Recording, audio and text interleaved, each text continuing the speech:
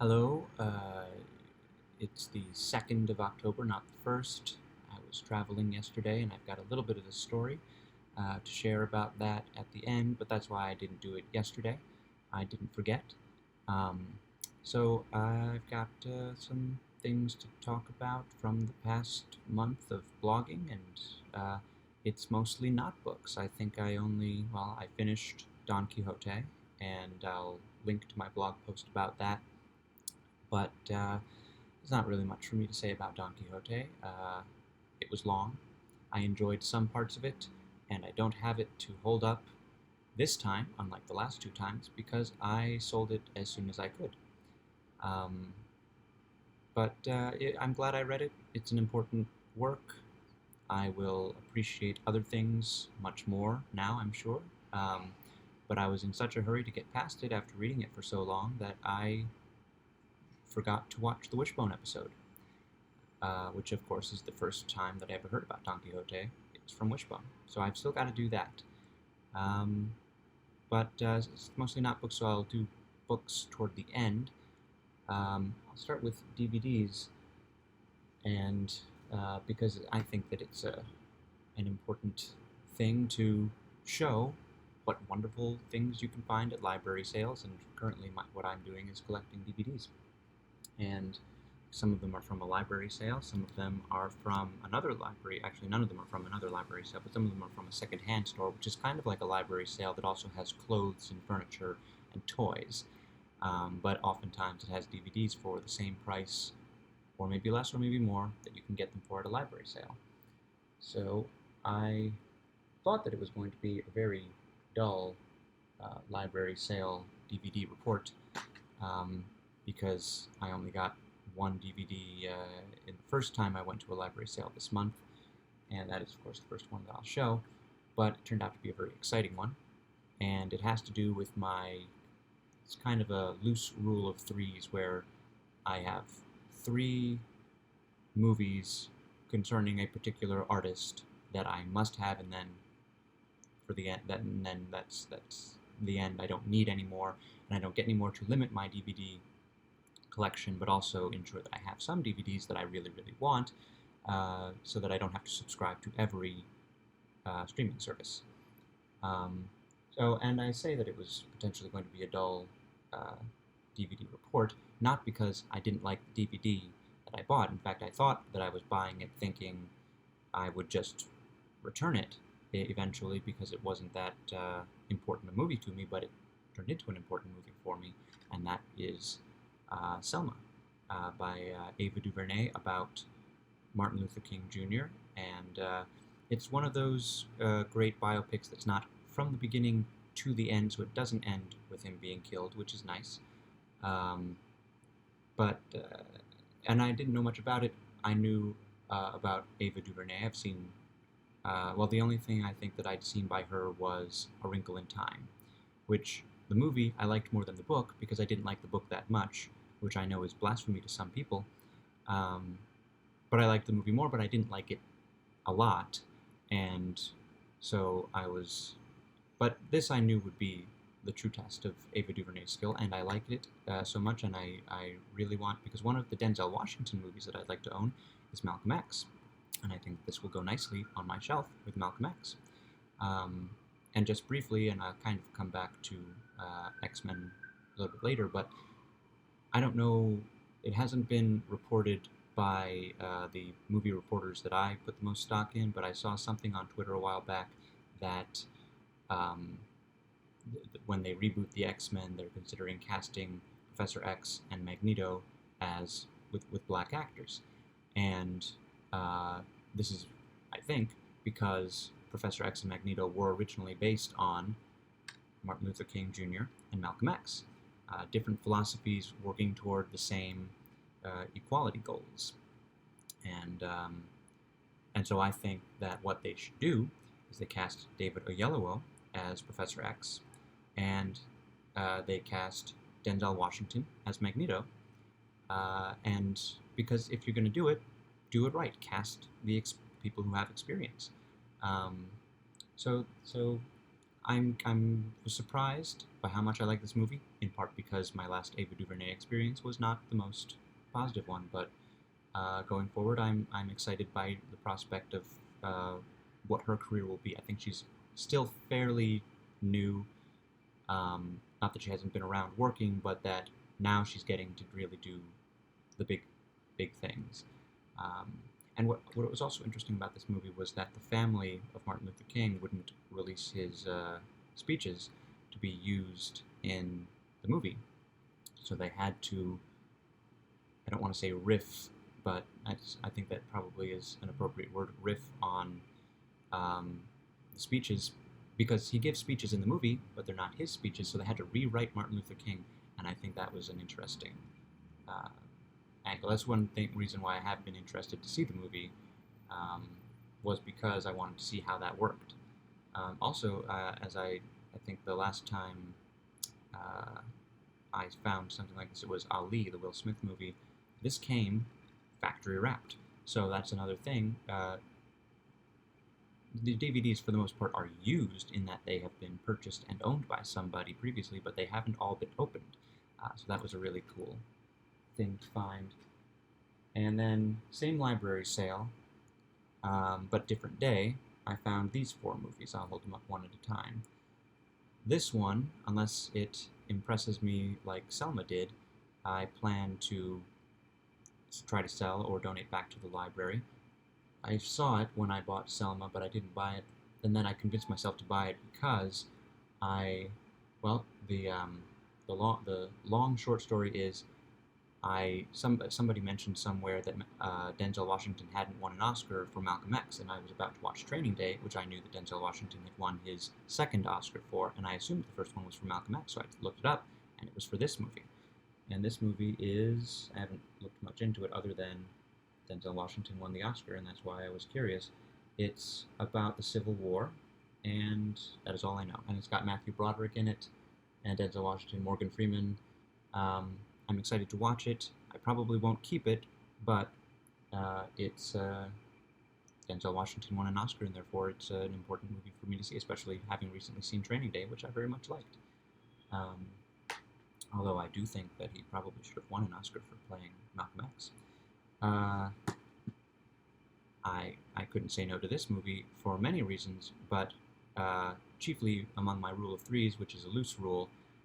In the case of Steven Spielberg, it seems to be more of a rule of 6 or 7, I don't know exactly, but this is one of the Steven Spielberg movies that I consider I must own and not wait for it to come up on streaming and then watch it every time it comes up on streaming. I want to have it so that I can watch it whenever I want to, which is not going to be too often because it's a very long and depressing movie, but it's a great movie.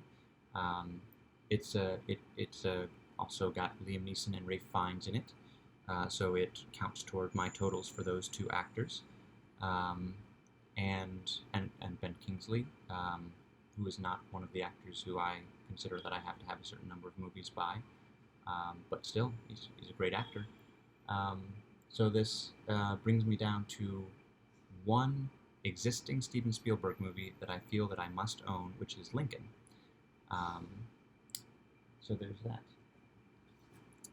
This movie, likewise, brings me down to one Robin Williams movie left that I don't own, that I feel that I must own. And that is Good Morning Vietnam, which is the one that he won an Oscar for. And this movie also counts toward my Philip Seymour Hoffman total. And what I love about this movie, or the reason that it's important to me, is it's a great Robin Williams performance, but every Robin Williams performance is a great performance, at least as far as I've seen. But it was the first time I saw Philip Seymour Hoffman. I didn't know who he was at the time. I just knew he plays Robin Williams, Patch Adams' roommate, and this is a true story to an extent. Robin Williams plays a man who, late in life, decided to become a doctor, and at least in the movie, his philosophy amounts to doctors don't just save lives, but improve the quality of lives. And Philip Seymour Hoffman plays his roommate at medical school, and is the more studious one, and the more strict. If I'm going to become a doctor, I have to study and be absolutely perfect, no jokes, no nonsense, And there's a great scene between them. That was the first time, even before, I think probably before, let's see, when did the movie come out? Where's the date? 1999? Probably before I had started thinking that I wanted to be an actor, and it was the first scene where I thought, that's acting, on both the characters, both the actors. It is a confrontation scene when Patch Adams confronts his roommate about telling the heads of the school that he cheated, and which he didn't. He just is really good at taking tests on medical stuff, and he knows his stuff. But Philip Seymour Hoffman's character, who I unfortunately don't know the name of, considers it impossible that he could do so well on his tests, knowing how much time he spent studying, which is none, as far as he could see. So this brings me down to one Robin Williams movie, and these two, which come from different places, mean that I'm all set with Hugh Jackman movies. I have a cross section of Hugh Jackman's career, from being in musicals, being in a romantic comedy. I've got some Wolverine movies. I've got The Prestige, and I have one other movie that I won't name because I don't necessarily want people to know that I have it. But it's a great Hugh Jackman movie, and it's an interesting Hugh Jackman movie, and this is also counts toward my Meg Ryan total, which also includes You've Got Mail and probably Sleepless in Seattle. I don't have her filmography as memorized as I have the others, but I love her, and I want to have certain movies featuring her. And I haven't tested any of these DVDs, so I don't know that they work, but the odds I think are on my side because I have 7 of them. Yeah, so I was surprised that I'm always surprised when I find musicals, especially my computer goes to the, I haven't even tried to do the don't fall asleep, don't go to screensaver mode, so I will every so often have to do that. When I find filmed versions of the stage music, I knew this existed, I just didn't know that it was as widely owned enough to show up randomly at a library sale. And my only other option for him being in a musical was, well, I guess there's The Greatest Showman and Les Mis, and I didn't really want either of those, so I'm glad I found this one. And it's got Shuler Hensley as well, who won a Tony and other awards for his performance as Judd, and sings my favorite version of Lonely Room. And this is also a fun movie. If you're looking for the complete opposite of Wolverine, here it is. And, of course, Disney movies. This one, I am not sure that I've ever seen all the way through necessarily, and it's a 2-disc set, special edition. I don't know what those special features will be or what they'll mean to me, but seemed like I've seen Maleficent, which is the live-action remake, in a way, of this movie, and I look forward to seeing it. The person I was with when I bought it was very excited that I had found it. And then this is, I'm going to put this down and just concentrate on Peter Pan for a while, because I actually do have more to say about Peter Pan. I know it's got problems, but I haven't seen it in 25 years. I know what the problems are from what other people have said. I also have some affectionate memories, but we'll see how well those hold up when I watch it again. I gotta see, I find that, people say movies are problematic and maybe shouldn't be watched anymore, and there are so many versions of Peter Pan, some of which I probably like better than this one, but I haven't seen this one in a, one which I definitely know, and if I find it on DVD, I'll definitely get it, which is the broadcast of the Mary Martin Broadway musical version. That is the best version of Peter Pan as far as I'm concerned. The musical itself, the material is great, but Mary Martin is just an amazing Peter Pan, and I remember it was this one and Mary Martin that I watched growing up, and I was confused that Mary Martin was Peter Pan, because that time my first exposure had been a male voice as Peter Pan, a young guy, not necessarily as young as Peter Pan should be. He sounds a bit like a teenager, but a young male voice as Peter Pan. I didn't realize that the tradition is that a woman plays Peter Pan. So I'm interested in this. I'm not sure if I'll keep it. I probably will, just because it's one more brick in that wall between me and the temptation to subscribe to the Disney Plus. Yeah, I was excited to find this. I'm interested to watch it, and I'm sure that I will cringe plenty. A friend of mine was recently in a production of Peter Pan, and they still put on Peter Pan. And when I was in the production, the one group of characters was referred to as Indians, and that's the problem with that movie and how they're depicted, and it's a problem with the musical. But in this production, they refer to them as Islanders, which is a good solution. You just change one word, and it doesn't matter that it's not a appealing depiction of them. But make them Islanders, and they can be ridiculous cartoons. This I did not find at a sale. I actually bought this at Wegmans, but I'm holding up because I had so much fun showing the lenticular covers last time. I want to do a little bit of that this time, and I have one more Animorphs because I brought this is the lenticular cover Animorphs book that I bought as just my representation of the new versions of Animorphs. I wasn't going to buy them all because I didn't know I'd find them all for 50 cents a piece at a library sale, and I thought they would go on past 7 and there'd be an infinite number, and I don't want to buy all the Animorphs books again. So I bought the first one to be the representation of the lenticular covers on my bookshelf. So I already had this when I found the other 6, and so I was up in Rochester this past weekend, and I grabbed it so that I could put it with all the others. I got them all together, and yeah, so it's nice, but that's so much fun to do. So I also brought this down from Rochester, and it became our first official Halloween viewing last night. Halloween DVDs from the collection of movies that we only watch in October because they're horror movies.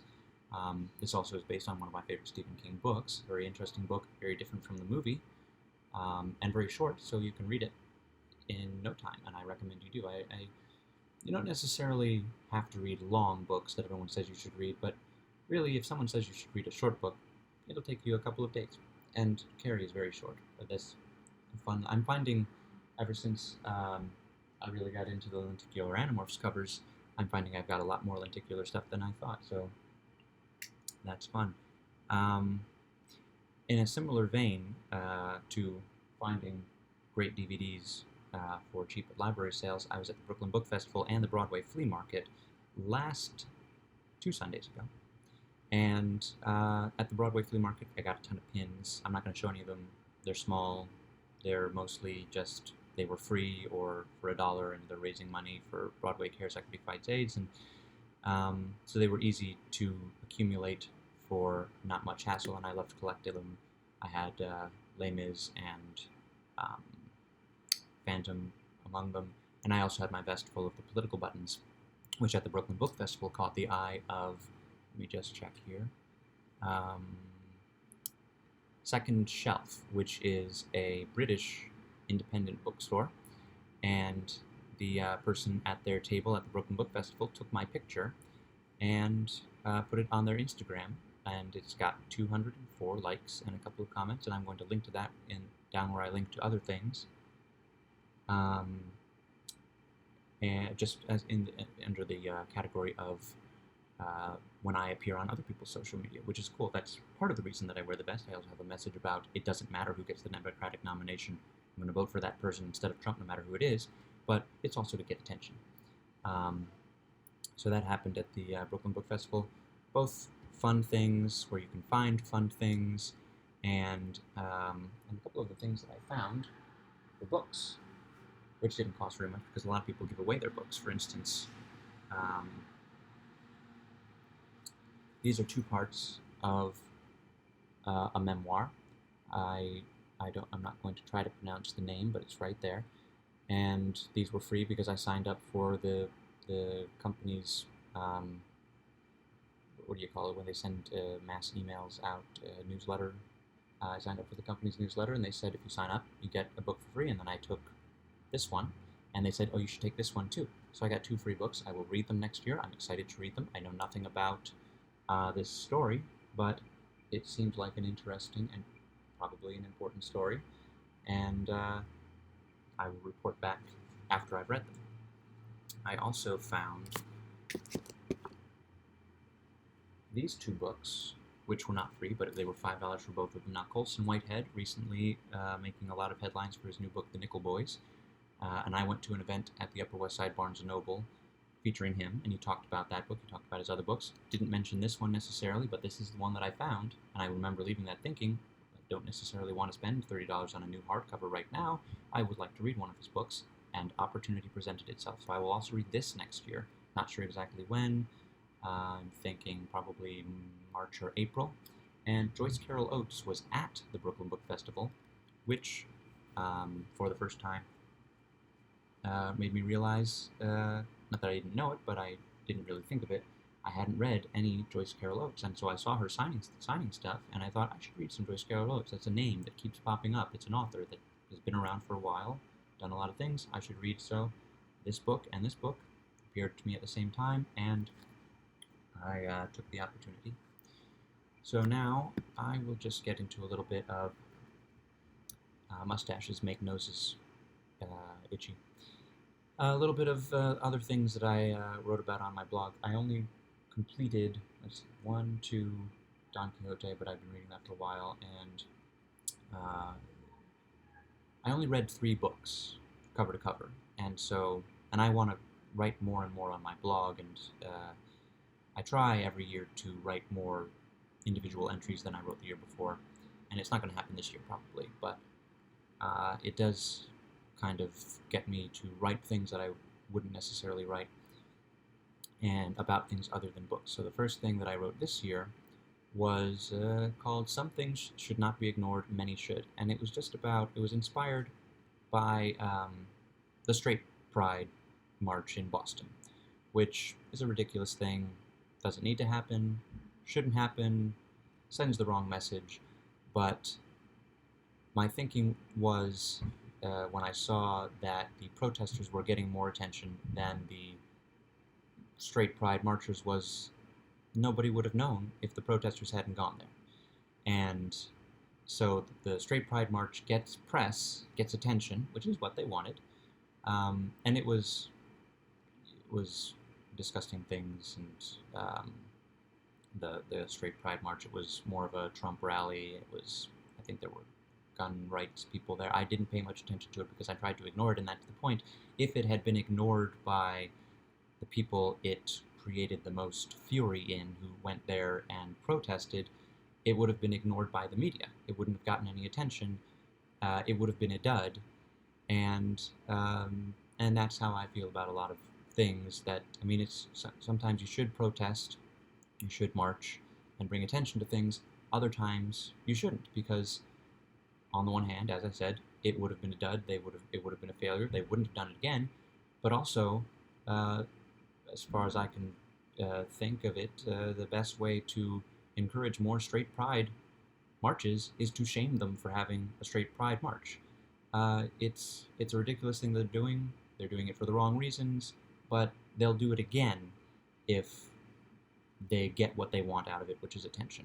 And that's the example that I used when I wrote my little thing about it, but there are many things that should be ignored, and to list them would be to bring attention to them, and I'm not going to.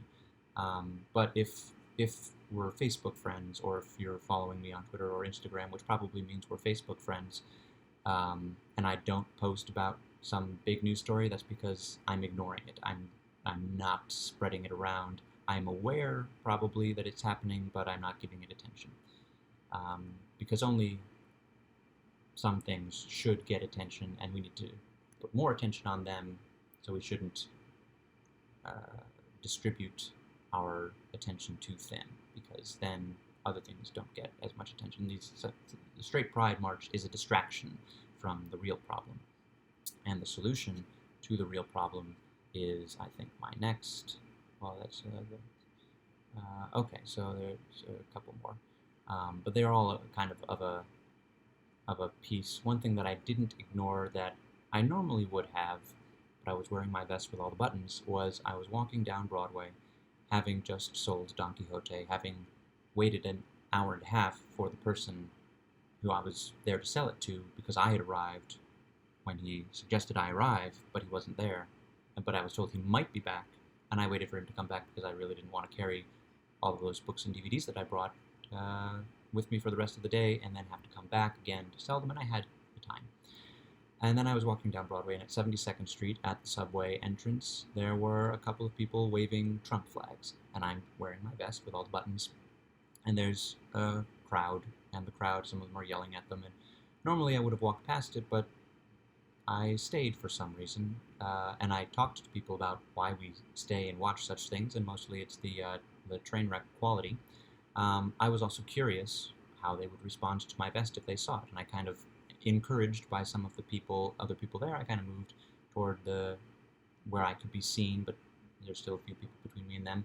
And there was a man and a woman, and the woman was live streaming the whole thing on her phone, and she, with her phone, moved the camera right towards me. I just have to plug my computer, and I meant to do this before.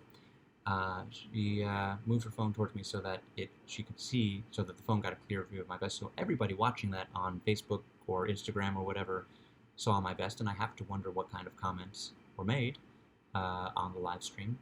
And then the guy, when he saw the vest, he said had two reactions, a couple minutes apart. One of them was, "I like Yang," which, of course, I've got an Andrew Yang button, and I like Yang all right too. But when same thing happened at the book festival.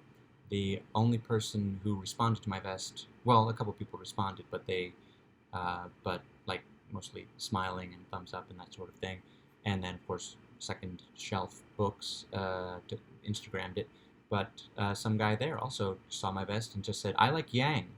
So it's it's interesting that that is so far the most common response to, that's the only response to my vest that has happened twice. People literally saying, "I like Yang." And then the other thing he said is a bunch of people around, and he had said something about come back to me next week. I'll be here, and you bring a Biden flag, and we can wave flags together. Then he comes over and he points to me and he says, "This guy is the only guy here who has my respect." And now I'm not sure exactly how I feel about having that man with the Trump flag's respect, and it was a big Trump flag too. But it was an interesting, response. Obviously, I had brought not all of the Democratic candidates, because I don't have all of their buttons, because some of them shouldn't be in the race, and also there was a cutoff point for me as far as buying buttons. But I had brought the 12 most likely candidates, and really there are only 5 likely candidates, but the 12 that are still in the race that might end up on the debate stage, to his Trump rally, and so he had said that I had his respect and he likes Yang. So that's just an interesting thing. But the next week, I went to a rally that I meant to go to, which was Elizabeth Warren's rally. And I got a nice selfie, which is on Instagram and Facebook and Twitter. I think that I put it on all 3, and because everybody got that selfie. And there was a long line that lasted for hours to get selfies, but it was worth it.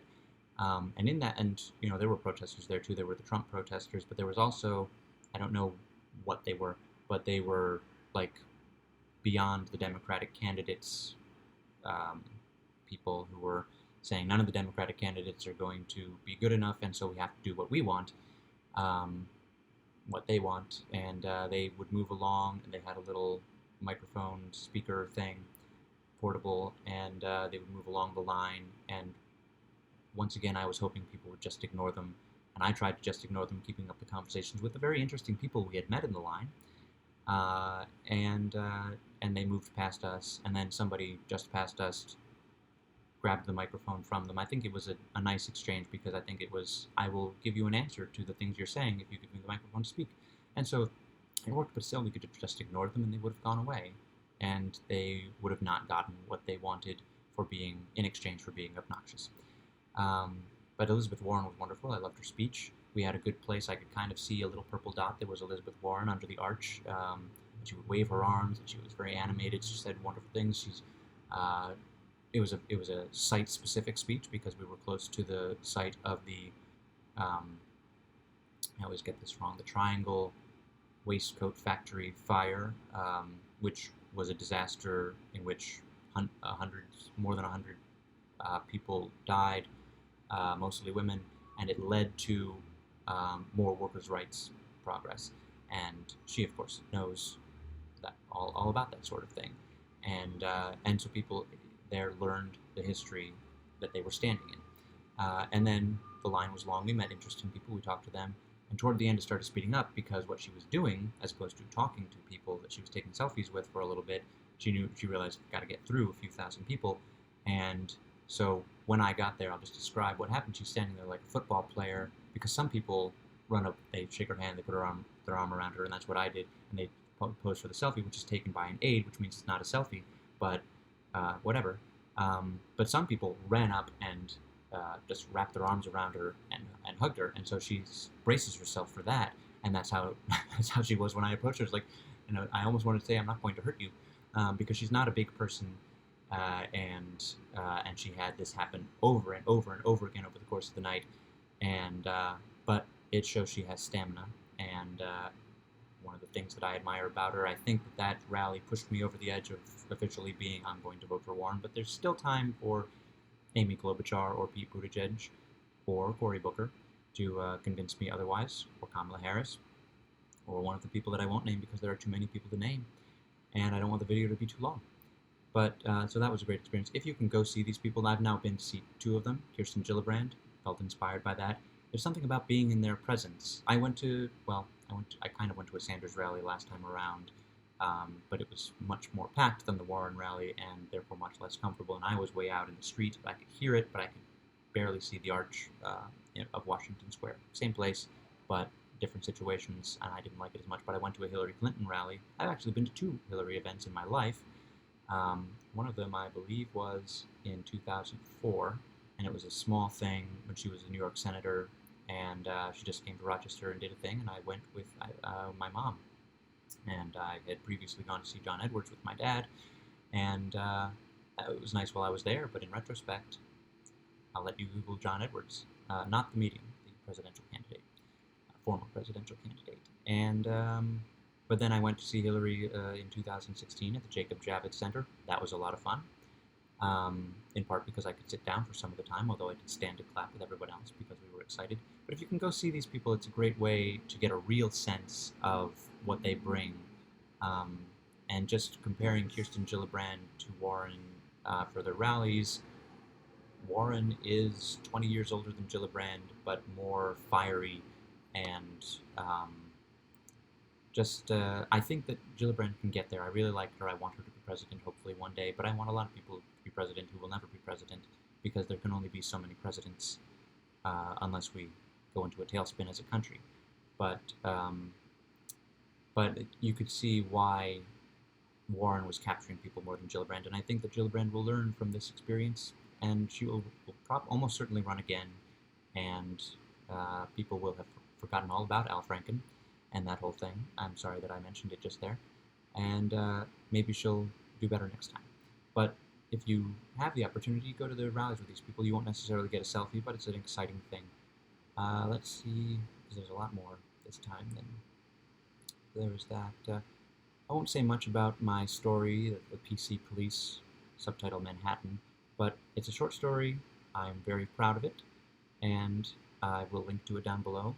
I think it's one of the best short stories I've ever written, and so you should read it, but to describe it would be counterproductive, unlike going over things that I cover in my blog post. So one more thing about the Warren rally. There were people with Steadicam kind of running up and down the line, and I did not know who they were, what they were doing, but they were getting footage, and then I just happened to see the portion of an Elizabeth Warren being interviewed by Rachel Maddow, and they were playing that footage that had been done and I happen to be in that footage. At the very beginning of the footage, me and the people I was there with are in that footage. I have a beard and a blue shirt, and so I'm linking to that too. I saw it in a tweet, and I'm very lucky that I saw it, because even when I watch Rachel Maddow, I don't really watch Rachel Maddow, I listen to it. But so I link to that and see if you can spot me. And kind of getting a little bit back to Animorphs, and I had planned but forgot to grab the Cassie book to hold up while I said this. So I'll hold up a Jake book, because they were a couple.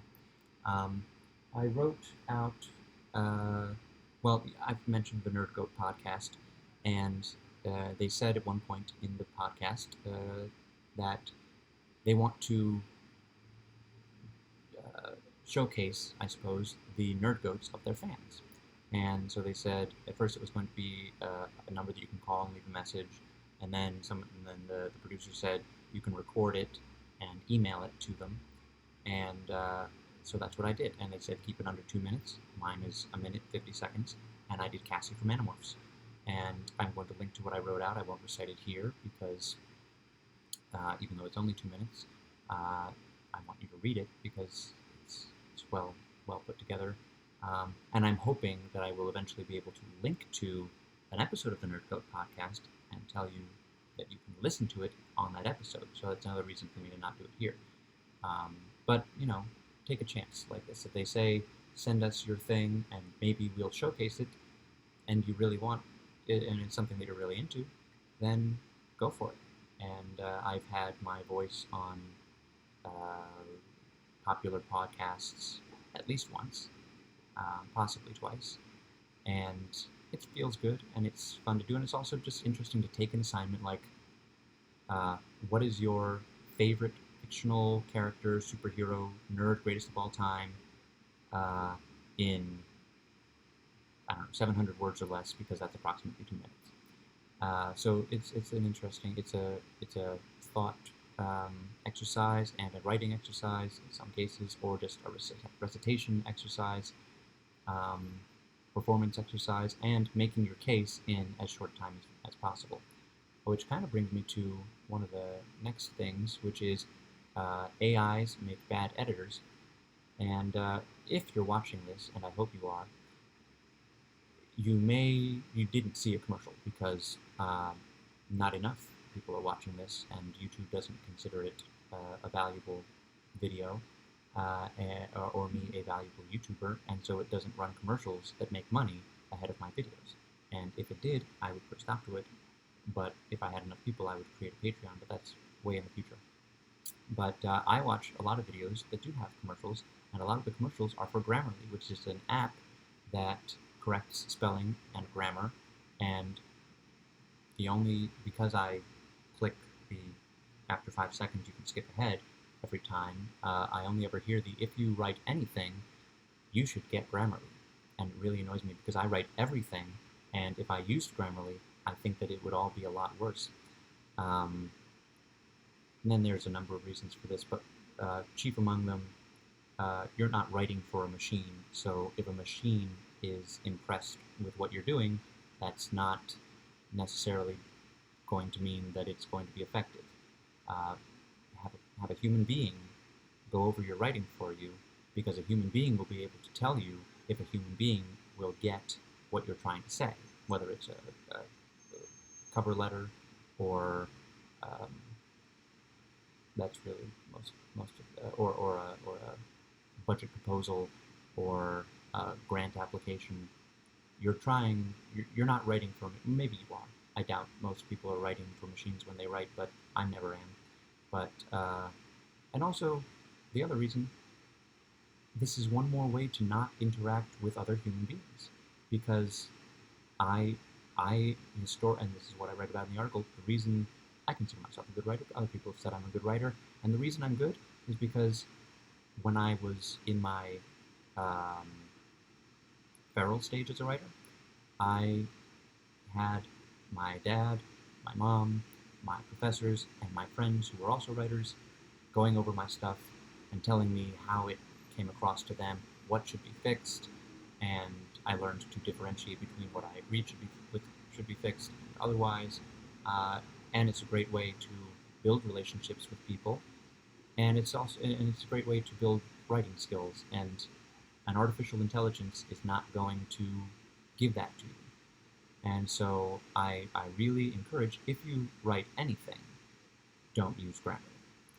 Um, use me or someone like me. You've got someone like me in your life who will read what what you're trying to write, will give you great advice on it, and maybe it won't be what what a machine considers to be perfect writing.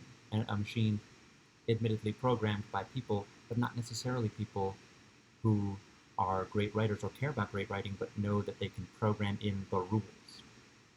Great writing breaks the rules, and so just don't be friendly. That link will be there, and there are a couple things that I wrote for OnStage blog. Um, One of them was, I've been seeing a lot of plays that, after a play tells a beautiful linear story, uh, oftentimes about something tragic, and it has moved me, and I've gotten the message, and then there's like a postscript where multiple actors come on the stage, and they inter uh, they start telling their stories interspersed among each other, and it can be effective because it's like the story that you've just seen on steroids. It's a whole bunch of the stories that you've just seen all happening at once in a couple of minutes, and it can be effective, but it's manipulative, and I don't like it. And I think you just let the play speak for itself, and um, and and you don't then add that on. And I think it's a recent trend, um, but it's wrong. That link will be there. Um, and I speak as someone who is hopefully, probably going to have one of his own plays, Museum of the Offensive, read in about 2 weeks, if I can assemble a cast, which is proving somewhat difficult. Um, but I'm excited about that. And my play does not end that way. Just make your point in the play with a story. And this is maybe only applicable if it's a realistic, naturalistic play that hasn't been doing that all along, interspersing things and being experimental in form. But if you end a natural drama, a realistic drama, with suddenly a whole bunch of not improvisations, but just extras coming out of nowhere, not joining the narrative naturally, then it's wrong in many ways. I also wrote about the Hal Prince exhibit. I've talked a lot about Hal Prince here past couple of videos, because the day that I made a video, he died. The next video I made, I had read a biography of him that was incomplete. And this time, I've written up the exhibit at Lincoln Center. And I also went to a panel discussion about him with some prominent Broadway directors, Susan Stroman, Scott Ellis, and Lonnie Price. And that was interesting, but you can't go to that because that already happened. It was a moment in time. But you can go to the exhibit, and you can see great artifacts from, everything from Fiddler on the Roof to the Phantom of the Opera, from Sweeney Todd to Parade, musicals that Hal Prince was involved with that pushed form, and things that don't necessarily have to do with creating a musical. Historical things about people not as well known as him, but who were important to him, and things he did, like to try to make theater more accessible to people. So that's at Lincoln Center. It is free. It's in the Lincoln Center Library. You just have to get past security, and that's easy. You just show them what's in your bag, and you can go in, spend some time there. There are audio clips, and much to my delight, the only one that's, there are two that are audible without putting on headphones. One is a phone that continually rings. Apparently you can pick it up and listen, and then Hal Prince will say something to you. But the other, at the way other end, is a clip from the end of the Phantom of the Opera, from video of the end of the original Broadway cast performing Phantom of the Opera. So Michael Crawford, Sarah Brightman, Steve Barton. And then last thing that I wrote for Onstage Blog this past month was about gendered acting awards and how they should be a thing of the past, because I watched the Emmys 2 Sundays ago, and what's the name of the creator of Fleabag? I want to get it right. Um,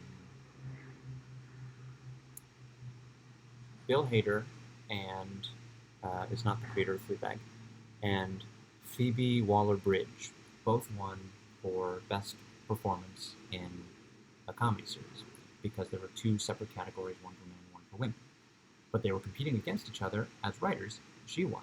And so the gist of this article is, why were they competing against each other as writers, and why was Bill Hader competing against Amy Sherman-Palladino, a woman, as directors, but they're not competing against each other as actors. Male, female, non-binary actors are all doing the same job, just like male, female, and non-binary writers or directors or producers. So they should compete against each other. And if you eliminate the gender distinctions in award categories, you also don't put those non-binary performers in the awkward position of being nominated for Best Actor or Best Actress, and which they might like to win an Oscar or something, but they won't necessarily be. It mars the experience in all likelihood that they're being called something that they're not. So, and maybe it's been suggested, create best non-binary performance. Well, that's still the whole idea of non-binary, is that there's not one way to define gender. There are not two ways to define gender. There's a whole bunch of ways but there's only one way to define performance. And actor was originally a gender-neutral word, so you can call it actor, get rid of actress, have Denzel Washington and Meryl Streep go up against each other in a single category, see who comes out on top. I know I would like to see that. And it trims the ceremony a little bit, because the actors' speeches are the longest speeches, and there would be fewer of them. So you can read that. That got the most views and the most interested response of all the things that I wrote this past month, with the possible exception of the write-up of Congo by Michael Crichton, which mysteriously has 230 views on my personal blog, not on Onstage Blog or something else where more people are reading it than just people who see what I post on social media. So I have no idea why. Maybe it's the name Michael Crichton, maybe it's the word Congo. I'm not keeping this book. It was one of the better Michael Crichton books, as far as I'm concerned, but it wasn't Jurassic Park, and it wasn't Timeline. Some interesting things were done with the science that was available to Michael Crichton in the late 70s when he was writing this book, some of which has been to an extent debunked since. So I was reading this. One feature of this is a gorilla researcher's relationship with the gorilla that he has taught sign language, and who apparently understands English. And I'm thinking, because I know better, I'm thinking your relationship with your gorilla subject is not as close as you think it is, because, and maybe it is in the world of the book because the science works in the world of the book, but the science has changed in the past 40 years. So that was an interesting sensation, to be feeling bad for this guy as he's interacting with his gorilla, because it was a great relationship, closer probably than most people with their pets, but not really much more than most people with their pets. And Crichton, as usual, does interesting things with biological science. I guess in Airframe something interesting happened with the science, but I'm not an engineer. I'm not a biologist either, but I can appreciate biology and doing interesting things with biology more than I can with engineering. And I guess that's all I'll say about that. You can read more about it in the link below. It's called Once in Love with Amy, which is a song from a musical. I forget which musical and I forget who wrote it, but I was proud of that title. And then I read, which I don't have because I returned it to my dad, his friend Larry Lobel's book of short stories, and I'll link to the Amazon page for that. There was some interesting stuff in there, including a story, it's kind of like Atlas Obscurity, about an old carousel and the person charged with preserving it, but keeping it running so that people can ride it, and kind of the things that make historical sites beyond the import of the original intent and design and craftsmanship of the historical site, the things that make historical sites important on a human level. Um, so a link to the Amazon, so you can buy the, I forget what it was called, unfortunately, the book of short stories. But now I have left to read his novel, and I will get around to that. I got to return an email to him as well. And then finally, book-wise, Stephen Sondheim by Merle Seacrest. A book that for a long time I put off reading because I didn't want to read it and get rid of it, as I was doing with so many books. I considered it incomplete because it was published in the late 90s, and it's been 20 years since then. And in the great Sondheim versus Weber debate, which is not real, it's just in the minds of musical theater aficionados, which I guess makes it real on some level, I'm Team Weber, so I wasn't that interested in Sondheim. But, of course, between the time that I got this book and now, I've learned more about Sondheim, I've seen more of his shows, he's become more interesting to me, and I'm going to keep this book next to my Weber book, because really the last 20 years of his career haven't been what's in this book, anywhere near what's in this book. He's gotten quite old, and he still does things, but he's not producing a revolutionary musical every couple of years like in this book. I also learned, I kind of vaguely knew his origins, his family, early influences, and but reading this book gave me a much more intimate look at those things, and I understand him more as a person. I don't know how many biographies of Sondheim are out there. Probably none are better than this one.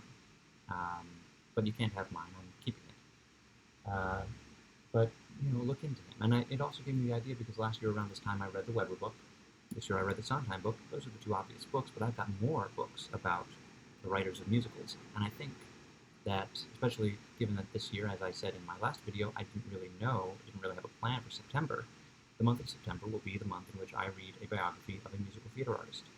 I'll go through the composers and lyricists first, but I have plenty of those books, and eventually I'll get around to performers, or I got a couple of biographies of musicals, like the musical itself.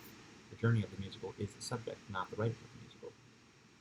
And I like that. I like a biography of a musical. I've written a couple of them myself, and shorter than book length, but at some point I'll share those links on YouTube. But go back through my videos, find videos from my recital of me singing songs from the musicals that I wrote biographies of. And you should just go back and look through my videos anyway, because that's what they're there for. So I think that's about that. Looking ahead to October, it is the month of Halloween, and so I have a very clear idea of what I want to read. Books about monsters, books that are scary. I've been making my way through a novelization of the various forms that the story of Sweeney Todd, a Sondheim musical, has taken over the years, and I am almost certainly not going to keep it. But I'm only about a third of the way through. I will get back to you in about a month. I've got an R.L. Stine book, not a Goosebumps book, 99 Fear Street, The House of Evil, The Third Horror. It came with my DVD of Jurassic Park: The Lost World, so probably because they had extras of it lying around and no one was buying it, so they sent it with the other video. I've got The Man from U.N.C.L.E., number 6, The Vampire Affair. I don't know if there's a real vampire in it, but it also seems to be a mystery novel, so if I don't get through it, I can push it to November, which is Mystery Novel Month. Lives of the Monster Dogs, which I read in college when I found it. It's got a very intriguing cover, which I'll show you next month. Dracula Was a Woman, which I picked up at a used bookstore somewhere in the Hudson Valley. I forget exactly which, but it's run by the son of Alf Evers, who is an author of books about the Hudson Valley, and particularly the Catskills, and a friend of my dad's. And so I went to his bookstore, and I wanted to support it, so I bought that. And then climax of this October's horror reading will be Bat Boy the Musical. first musical that I saw on a trip to New York. Still one of my favorites. And I have had the script. I've read it, I think, once. And I want to read it again and write about it for my blog and then talk about it. It's I've talked about Bad Boy in blog posts before, but but not exclusively the material of Bad Boy. And there are things, mostly the dialogue, that don't appear on the cast recording, so I only get to experience them either by seeing Bad Boy, and I haven't had that opportunity in a while. And I don't know that I'd want to see another production of it because the off-Broadway original production and cast are so just seared into my mind, and I don't want to dilute that memory. But reading it is the next best thing, and listening to the cast recording. So I'm going to call that a day, call that a recording. I think this is one of my longer videos, and I wanted to keep it short, but there's just so much that I wanted to talk about. So I'll get back to you with probably more Halloween type stuff. I will have written, hopefully by then, my yearly Halloween spooky story. I didn't even have an idea for it until the last minute last year, and I don't have an idea for it now. If you've got ideas, you can comment with your ideas. And watch my other videos. Click on all the links below if you're curious about this or that I talked about. And I'll go with that. Ram the blade ship.